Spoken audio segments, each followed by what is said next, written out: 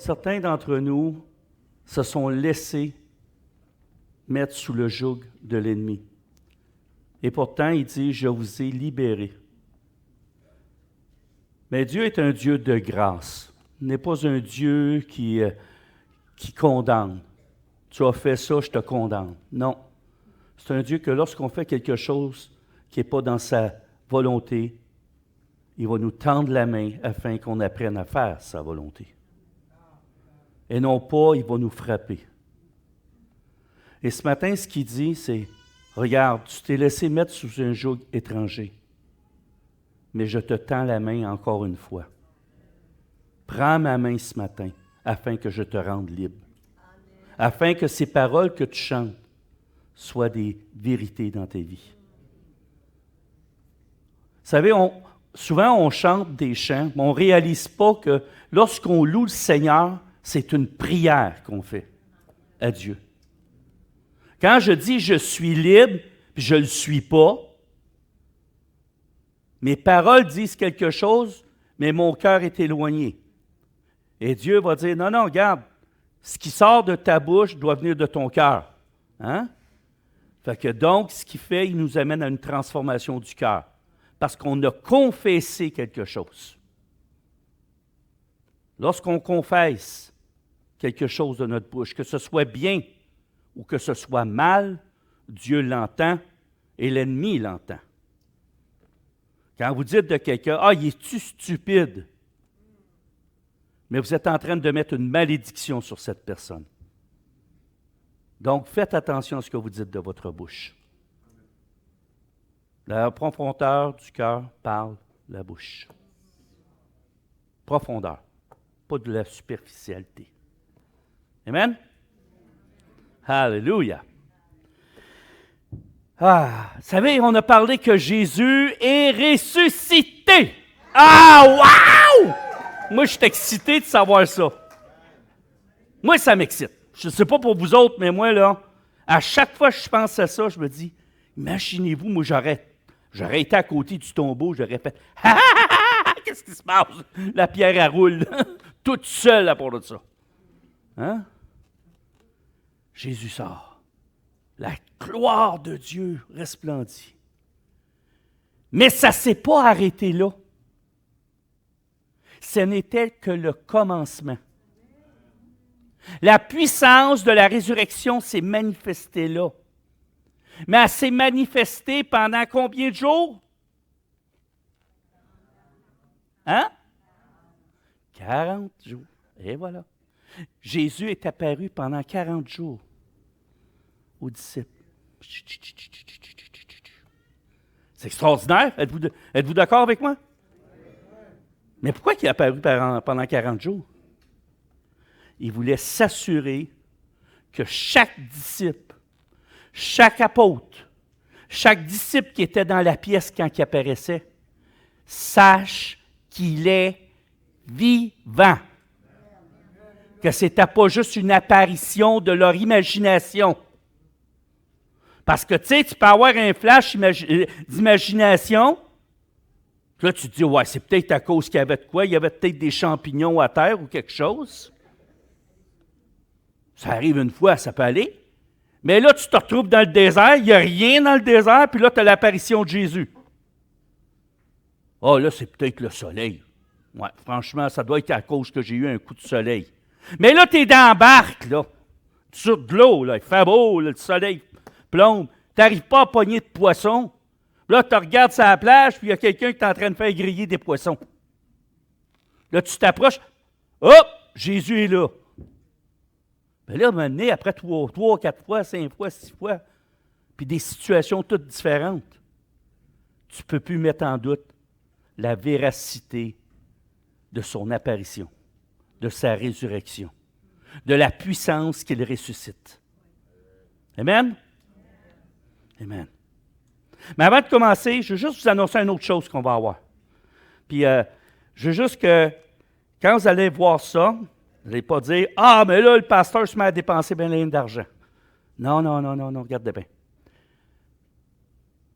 Quand je suis arrivé ici dans l'Église, le Seigneur m'a dit quelque chose dans mon cœur. Puis j'ai dit au Seigneur une chose. J'ai dit, Seigneur, ça prendrait une deuxième télévision là. Puis là, je me disais, on n'a pas l'argent présentement. Mais j'ai dit, Seigneur, tu le sais qu'on en a besoin. Fait que je te laisse ça entre tes mains. Et un jour, il y a un frère dans l'Assemblée qui est venu me voir. Et j'ai été vraiment touché. Parce qu'il est venu me voir et il m'a dit exactement les paroles que j'avais dit au Seigneur. Puis il me dit que ça prendrait une deuxième télévision dans le sanctuaire. Puis cet homme-là, Dieu lui a mis à cœur de payer cette télévision-là. Fait que là, vous voyez, il y a une télévision qui est ici à côté. Mais c'est un frère de l'Assemblée qui l'a payé. OK? On peut-tu remercier ce frère-là? Hein? Je garde son nom secret parce qu'il ne m'a pas donné l'autorisation de le dire. Fait que je ne le dirai pas. OK? Demandez-moi pas c'est qui, vous ne le saurez pas si je n'ai pas l'autorisation de cet homme. C'est beau? Mais je peux vous dire une chose, il a été à l'écoute de l'Esprit. Il a été à l'écoute de ce que l'Esprit lui disait. Parce que les paroles qu'il a dites, c'est ça qui m'a frappé. Ce n'est pas le fait qu'il payait pour une télévision, c'est le fait qu'il me disait exactement les paroles que j'avais dites au Seigneur. Et c'est là qu'on voit toute la gloire de Dieu. Comment Dieu est vivant. Êtes-vous d'accord avec moi? Est-il vivant? Amen! Fait que je vous annonce qu'on va avoir une deuxième télévision ici bientôt. OK? Je ne peux pas vous dire quand parce que c'est beaucoup de travail quand même de tout placer ça. Amen? Alléluia! Puis on va avoir aussi le système de son qui rentre, fait qu'il faut tout coordonner tout ça ensemble. Amen? Alléluia! Mais là, regardez bien. Là, Jésus, il apparaît, puis là, à un moment donné, il leur dit là, qu'il va les baptisés, qui ont été baptisés d'eau, mais que là, qu'il faut qu'ils attendent quelque chose de bien précis. Le baptême du Saint-Esprit. Là, les gens, des fois, ils ont une tendance à confondre les deux. Là. Tu sais, le baptême du Saint-Esprit, puis recevoir le Saint-Esprit, puis tout ça. OK? On va juste regarder un passage des Écritures qui dit Matthieu 3, 11. Peux-tu me mettre ça? Je pense que c'est la prochaine. Hey, en passant, aimez-vous notre nouveau logo? Hein? Il est super bon. En tout cas, vous l'avez vu, là? Bon, maintenant, regardez ce qui est écrit ici. Moi, je vous baptise d'eau pour vous amener à la repentance. OK? Mais celui qui vient après moi est plus puissant que moi. Je ne suis pas digne de porter ses souliers. Lui, il vous baptisera du Saint-Esprit et de feu. Hey, c'est le fun, ça? Moi, en tout cas, quand j'ai été baptisé du Saint-Esprit, j'avais l'impression de bouillir de l'intérieur. Fait que ça devait être le feu, ça. Je ne sais pas pour vous autres, mais moi, c'était de la stime. Hein? J'avais hâte de prendre une douche. Alléluia. Mais les apôtres se sont retrouvés à attendre la promesse. Parce que Jésus, là, il est enlevé, puis là, il attend. Puis la question que moi, je me suis posée, c'est pourquoi Jésus n'a-t-il pas baptisé les apôtres tout de suite? Tout de suite, avant de partir. Ça aurait pu se faire là. Hein? Avant de plus leur apparaître, il aurait pu arriver, vous avez Saint-Esprit tombe sur eux autres. Pourquoi? C'est une bonne question. Parce qu'il y avait une fête qui était très importante à l'époque, qui s'appelle la Pentecôte, qui était fêtée par les Juifs. Et la fête de la Pentecôte, ça s'appelle la fête de la moisson. Hein? C'est aussi appelé la fête de la moisson. Et Jésus voulait que le baptême du Saint-Esprit se fasse au moment de la fête, de la terminaison de cette fête de la moisson, afin d'annoncer la grande moisson d'âmes qui était pour venir par après. Et c'est pour ça qu'il a fait attendre les disciples. Pas parce qu'il ne pouvait pas leur donner le baptême tout de suite. Hein? Puis là, je me suis dit, il faut se poser des questions des fois. Vous en posez-vous, vous autres, des questions? Moi, je me pose beaucoup de questions. Une des questions que je me suis posée, c'est la suivante. À qui est accordé le Saint-Esprit? Hein? à qui est accordé le Saint-Esprit. Et là, j'ai commencé à réfléchir, à lire. Et là, je me suis rendu compte que, c'est pas n'importe qui. Premièrement, à ceux qui sont réellement repentants. Pas aux faux chrétiens. À ceux qui sont réellement repentants devant Dieu. À ceux qui ont décidé de mettre leur vie en règle avec Dieu et de faire un 360 puis de marcher dans l'autre direction. À ceux que leur vie s'en allait dans cette direction-là et ils ont viré de bord puis s'en vont dans l'autre. Pablo, tu sais de quoi je parle. Hein? Amen. On a plein de frères comme ça qui ont vécu ça, cette expérience-là. Moi, le premier. Alléluia. Acte 2, 38 dit ceci. Pierre leur dit, « Repentez-vous et que chacun de vous soit baptisé au nom de Jésus-Christ pour le pardon des péchés. » Mais remarquez une chose ici, là. Il dit, premièrement, soyez baptisés au nom de Jésus-Christ pour le pardon des péchés. Et après ça, qu'est-ce qu'il dit? Et vous recevrez le don du Saint-Esprit. OK? Et quand on parle du don du Saint-Esprit, on parle du baptême du Saint-Esprit. Ça veut vouloir dire être immergé dans le Saint-Esprit. Lorsqu'on est baptisé, qu'est-ce qui se produit? On est immergé dans l'eau pour renaître à une vie nouvelle. Ça, c'est la première étape. La deuxième étape, c'est d'être immergé dans le Saint-Esprit et être rempli de sa présence. Amen? C'est une expérience spirituelle. On expérimente la puissance de la résurrection. Est-ce que vous avez tous vécu ça? Dites-moi qui a vécu vraiment cette puissance-là, qui a vraiment expérimenté le baptême du Saint-Esprit. Maintenant, pour ceux qui ne l'ont pas expérimenté, vous vous posez toujours la question. Deuxièmement, à ceux qui le demandent avec foi. Bon. Ouh! Moi, là, il faut que vous compreniez une chose. Dieu est notre papa. Hein? Il nous aime. Croyez-vous qu'il va nous donner des mauvaises choses? Si je demande quelque chose, si je demande une pomme, pensez-vous qu'il va me donner un cornichon? Hein? Il va me donner une pomme. Si je vais voir ma maman, puis je lui demande, « Maman, je peux-tu avoir une banane? » Ben, c'est bien dommage, elle ne te donnera pas un pot de fleurs avec de la basilic. Hein? Elle va te donner une banane. Mais si donc méchant comme on est, je le traduis comme moi, là, je le dis. Vous donnez de bonnes choses à vos enfants. À combien plus forte raison le Père céleste donnera-t-il le Saint-Esprit à celui qui lui demande? Qui veut avoir le Saint-Esprit aujourd'hui? Moi, je veux voir qui veut avoir le Saint-Esprit, qui veut expérimenter la puissance de la résurrection. Oh, moi, j'ai le goût de la réexpérimenter. Savez-vous une chose? On peut être rempli. Être un fleuve d'eau vive. Hein? C'est ça que le Seigneur veut qu'on soit. Il ne veut pas seulement qu'on soit rempli une fois, puis garde, arrange-toi avec tes problèmes. Non, garde. Il te remplit, tant que tu le désires. Tant que tu désires faire sa volonté. Savez-vous que le robinet se ferme la journée que tu tasses, puis tu dis, moi, je ne fais plus la volonté de Dieu.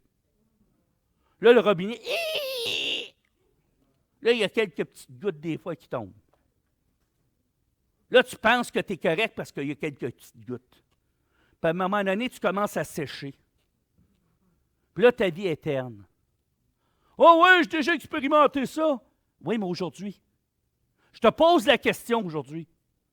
Est-ce que tu expérimentes tous les jours la puissance de la résurrection? Si ton robinet, il commence à rouiller, là, un petit peu, là. Hein? Puis ça sèche.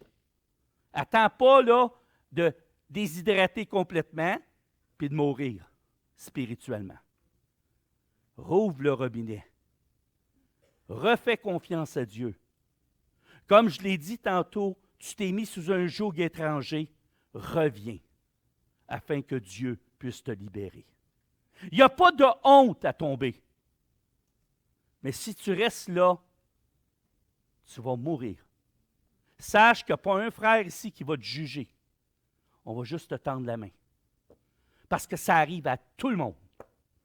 Moi, le premier. J'ai été dans une période dans ma vie où ce que le robinet, c'est... Puis il a fallu que je rouvre le robinet. Parce qu'il y avait des circonstances dans la vie qui m'ont tellement blessé que je n'étais plus capable d'avancer. Mais le Seigneur est un Dieu de grâce. Et le Seigneur, ce qu'il fait, il prend ta main, puis il la met sur le robinet, puis il t'aide à l'ouvrir. Et là, tu revis une vie abondante en Christ. Parce que ce qu'il nous a promis, c'est quoi? De nous donner une vie abondante. Pas une petite vie, une vie abondante. Qui veut d'une vie abondante? Qui veut d'une vie abondante? Bon, dites-le que vous voulez. Amen. Parce que là, moi, je vais m'en aller m'asseoir, vous n'en voulez pas. Hein? Ben non, mais je vous le dis, là. Parce que moi, là, le Seigneur, ce qu'il m'a dit ce matin, c'est qu'il veut déverser de son esprit sur vous autres. Mais il faut que vous le vouliez. Regardez, à ceux qui le demandent avec foi. L'autre condition, c'est quoi? À ceux qui obéissent à Dieu. Ah, des fois, on a de la misère à obéir. Hein, que c'est dur. Et que c'est dur. Hein? Nous sommes témoins de ces choses de même que le Saint-Esprit que Dieu a donné à ceux qui lui obéissent. Bon, traduction d'obéir. Jean-Marie, tu peux-tu aller chercher la feuille? Ah, ouais, non, ça ne me tente pas. C'est ça? Oui, Seigneur, on va chercher la feuille. Jean-Marie, tu peux-tu aller laver les toilettes? Ah ben là, écoute, Seigneur, pour qui tu me prends, là? Je ne suis pas n'importe qui, moi, là. Je suis quand même le pasteur de l'Église, là. Hein? Il y a des limites. Mais si le Seigneur me demande de laver la toilette, je prends mes deux petites jambes, je m'en vais dans les toilettes, puis je lave les toilettes. C'est ça, être un serviteur. Je ne chiale pas, je ne critique pas, je ne me mets pas à pleurer parce que les choses ne fonctionnent pas à ma façon, mais j'obéis. C'est ça l'obéissance. Amen? Et Dieu a mis des autorités devant moi afin que j'apprenne à obéir. Puis si je n'apprends pas à obéir, mais si un jour je vais être responsable de quelque chose, il y a un problème. Si moi je ne suis pas capable d'obéir à quelqu'un plus haut que moi, comment les autres en bas de moi vont obéir à moi? Hein? Si vous voulez que les gens vous obéissent, commencez à obéir. Amen? Ce n'est pas une question de dictature, ça. Amen.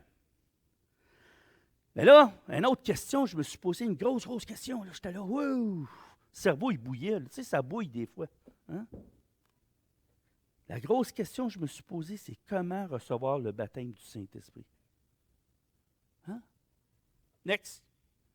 Comment recevoir le baptême du Saint-Esprit? Posez-vous la question. Il y en a qui l'ont déjà reçu, vous le savez. Mais il y en a d'autres qui ne l'ont pas reçu.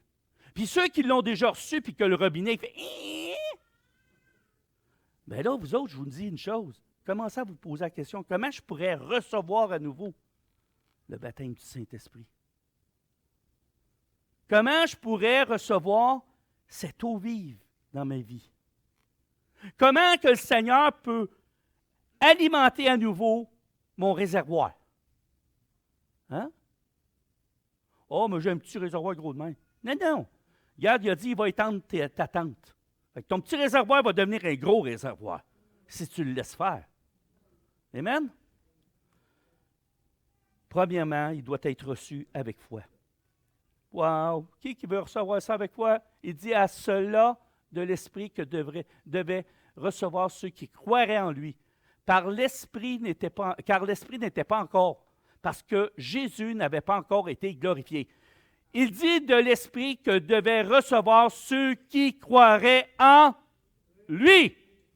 En qui vous croyez? En Jésus? Pouvez-vous croire que la foi que vous mettez en Jésus vous permet de recevoir la puissance de résurrection? Amen! Elle est accessible. C'est comme quelque chose qui est là, que Dieu te donne, mais c'est comme un cheval que tu amènes à la rivière. Dieu ne te forcera pas à boire. L'eau est là, c'est à toi de la prendre. Puis c'est la même chose pour la puissance de Dieu. Elle est disponible, mais c'est à toi de la prendre. Dieu a ouvert les écluses des cieux pour toi, mais c'est à toi d'aller chercher les trésors qu'il en réserve pour toi. Qui veut des trésors? Qui veut être riche en Christ? Alléluia! Moi, je le veux. Je le veux. Alléluia. Un autre point, B. Attendre, patienter et prier. Bon. Regardez ce que les apôtres ont fait dans Actes. Les disciples. Ils étaient tous ensemble, puis ils attendaient, puis ils se tournaient les pouces. C'est ça qu'ils faisaient? Non? Ils étaient tous ensemble, puis ils étaient en train de parler de politique, puis de sport, que le gladiateur s'était fait transpercer de l'autre bord. Puis là, il parlait de Néron, puis c'est un Moses de Néron, là. Ses lois sont pas mal dures, là, puis je trouve ça vraiment difficile, là. Ça n'a pas de Moses d'allure. C'est ça qu'il parlait? Hein, pourtant, des fois, nous autres, les frères chrétiens, qu'est-ce qu'on fait? On se réunit. Là, moi, là, je suis assez tanné, là. Les lois qui font, les ci, les ça. T'as-tu entendu la game de hockey? Il s'est rentré dans la bande hier, puis... Qu'est-ce qu'on doit faire?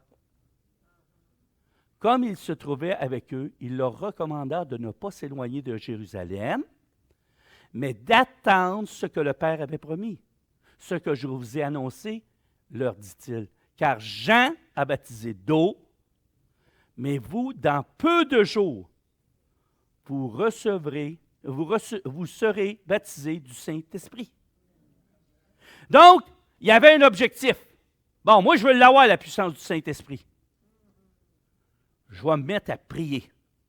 Je vais me mettre dans un état pour recevoir le Saint-Esprit. Je vais sanctifier ma vie. Je vais prier jusqu'à temps que je l'aie. Êtes-vous capable de prier jusqu'à temps que vous l'ayez? Avez-vous la patience des disciples des premiers temps? Tu sais, on lit ça comme un petit roman policier, là, mais non. C'est des êtres humains qui ont expérimenté la puissance du Saint-Esprit. Puis là, ils disent qu'on n'est pas différent d'eux autres. On est fait de la même nature qu'eux autres. Donc, si on est fait de la même nature, ça veut dire que si on se met tous ensemble, puis on se met à genoux, puis on prie, pensez-vous que Dieu ne répondra pas? Moi, je crois sincèrement que qu'est-ce qu'ils ont expérimenté, on peut l'expérimenter aujourd'hui. J'ai entendu des témoignages d'endroits dans le monde où des églises se sont mis à prier et le feu est descendu. Les gens de l'extérieur ont vu des flammes descendre dans le sanctuaire. Ce qui s'était passé le jour de la Pentecôte s'est repassé une autre fois. Alors, si c'était possible pour eux, pourquoi ce n'est pas possible pour nous? Je vais vous le dire pourquoi. Parce qu'on n'est pas patient, on n'est pas persévérant et on ne prie pas assez. C'est ça la vérité. Puis des fois, la vérité, ça fait mal. Mais si vous voulez la puissance de la résurrection, il va falloir que vous usiez vos genoux. Amen? Il va falloir que vous dites, Seigneur, j'aimerais que ma sœur à côté soit baptisée du Saint-Esprit. Tu vas t'agenouiller puis tu vas prier pour elle, de tout ton cœur. Et là, on va voir quelque chose qui va se passer. Et c'est ce que le Seigneur m'a dit. Si on veut la puissance du Saint-Esprit, il va falloir que l'Église se mette à prier. C'est la force et la puissance vient dans la prière. On veut qu'une Église soit puissante, mais on veut la faire à notre façon. Qu'est-ce qui est écrit? C'est Jésus qui bâtit l'Église. Ce n'est pas le pasteur Jean-Marie. Moi, je fais juste suivre ce que Dieu me dit. Mais il ne parle pas juste à moi. Il parle à plein de gens ici. La preuve, la télévision, il a parlé à quelqu'un dans l'Assemblée. Amen? Parce qu'il a été à l'écoute de l'Esprit. Moi, ce que j'aimerais voir, c'est tout le monde qui est à l'écoute de l'Esprit. Parce que vous devenez des personnes d'intercession et de prière. Parce que vous avez compris que votre vie chrétienne, si vous voulez qu'elle grandisse, vous devez prier. Amen. Oh, Acte 1, 14, qu'est-ce que ça dit? Le jour de la Pentecôte, ils étaient tous ensemble dans le même lieu. Hein? Ils étaient où? Tous ensemble dans le même lieu. Ensemble. Pourquoi ensemble? L'unité. L'unité. Quand on est unis, il y a une puissance. Quand on est seul, on est vulnérable. Mais ensemble, on est puissant. Être ensemble, ça veut dire qu'on prie dans le même sens. On a le même but, les mêmes objectifs. On travaille ensemble, chacun selon nos talents et les dons que Dieu nous a donnés. Et on fait confiance à celui qui est à côté de nous, que Dieu l'utilise lui aussi. Que je ne suis pas tout seul dans l'Assemblée. Je ne suis pas le one-man show. Moi, ici, je ne suis pas le seul pasteur qui peut faire le job. Pasteur Richard fait un travail exceptionnel. Pasteur Claude fait un travail exceptionnel. Pasteur Fabrice fait un travail exceptionnel. On a présentement Pasteur Basile qui va nous aider. On a Pasteur Félix qui va nous aider aussi. On a Luc qui est là aussi. On a des gens comme Daniel. On a des personnes incroyables. Fernando qui est impliqué dans tout. Mais ça prend de la relève. Ça prend des gens qui vont vouloir que cette Église-là avance. Mais vous ne serez pas tout seul. Si vous croyez ce que Dieu dit, vous allez être équipés de la puissance de résurrection. Amen? C'est ça l'important. Et là, dernière question. Quel est le but de recevoir le baptême du Saint-Esprit? Ben là, je n'ai parlé un petit peu, là. Acte 1, 8 dit ceci. Premièrement, c'est pour être ses témoins. On ne reçoit pas une puissance pour s'asseoir sur la chaise et dire « Youpi! » Non, ce n'est pas pour ça. Ça dit dans Acte 1, 8, « Mais vous recevrez une puissance, le Saint-Esprit, survenant sur vous, et vous serez mes témoins. » Où? À Jérusalem. C'est où Jérusalem aujourd'hui? C'est ici, là. Saint-Jérôme. Hein? Après ça, il dit, dans la Judée. C'est où la Judée? C'est le Québec. OK? On pourrait mettre ça de même. Hein? Après ça, il dit, dans la Samarie, le Canada ou l'Amérique du Nord. OK? Après ça, il dit, jusqu'aux extrémités de la terre. Avila. Le Chili. On va vous en parler d'ailleurs le 6 mai du Chili. On va vous montrer des photos, on va vous expliquer qu'est-ce qu'on fait là-bas en même temps. Amen? Mais là, regardez bien, il dit, vous recevrez une puissance. Le mot puissance ici, c'est le mot dunamis. Ça ressemble à dynamite. Hein? Moi, j'ai fait une traduction de ça. C'est le pouvoir venant du Saint-Esprit, permettant à tout croyant de témoigner et d'influencer pour Christ, afin de lui amener ceux qui sont perdus et de leur enseigner tout ce que Christ a prescrit. Voici ma définition. C'est une puissance, c'est un pouvoir que Dieu vous donne pour témoigner. Là, tu dis, hey, moi, là, je ne sais pas quoi dire. Inquiète-toi pas. Si tu as été baptisé du Saint-Esprit, le Saint-Esprit en toi va sortir les mots que tu dois dire.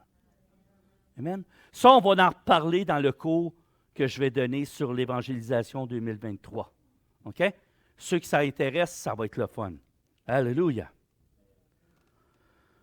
L'autre point, c'est quoi le but? Pour qu'on soit inébranlable dans notre foi. Quand on a cette puissance-là, le pouvoir du Saint-Esprit qui nous anime, on devient inébranlable. Il arrive quelque chose, ça ne te dérange même plus. Pourquoi? Parce que la puissance de résurrection te fait réaliser quelle est ton identité en Christ. Et lorsque tu connais ton identité, tu n'es plus affecté parce que quelqu'un dit que tu n'es pas bon. Tu dis, ben écoute, il a le droit de penser ce qu'il pense. Puis ça ne t'affecte pas. Puis tu n'es pas blessé pendant 2 semaines. Ah, je suis pas bon, je suis pas bon.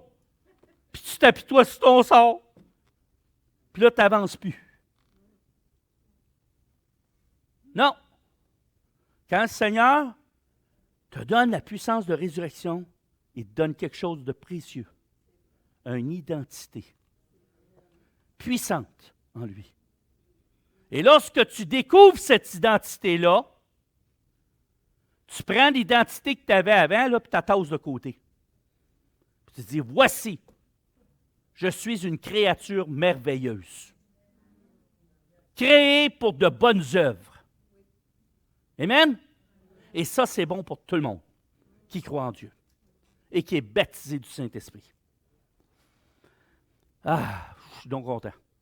Afin qu'il vous donne, selon la richesse de sa gloire, d'être puissamment, pas juste un petit peu, là, fortifié par son esprit dans l'homme intérieur. Voyez-vous, il parle ici de l'identité. Être puissamment fortifié. Qu'est-ce qu'il est en train de dire?